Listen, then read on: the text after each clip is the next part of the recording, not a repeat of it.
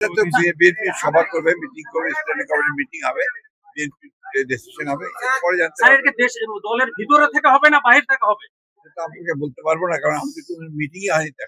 স্থানীয় প্রশাসন আছে এবং আপনার দায়িত্বপ্রাপ্ত যারা আছেন, সিটি কর্পোরেশন প্রশাসনে নিযুক্ত হয়েছেন, তাদের দায়িত্ব তারা এগুলো দেখবেন, নিশ্চয়ই ভালো করে দেখবেন। কি করবে, যে সমস্ত সমস্যাগুলো ছিল একদিনে তার যাবে না, সময় লাগবে, একটু সব কাটিয়ে ওঠা সম্ভব হবে। আরেকটা বিষয়, গতকালকে মহামান্য রাষ্ট্রপতি যিনি ছিলেন তিনি পদত্যাগ করেছেন।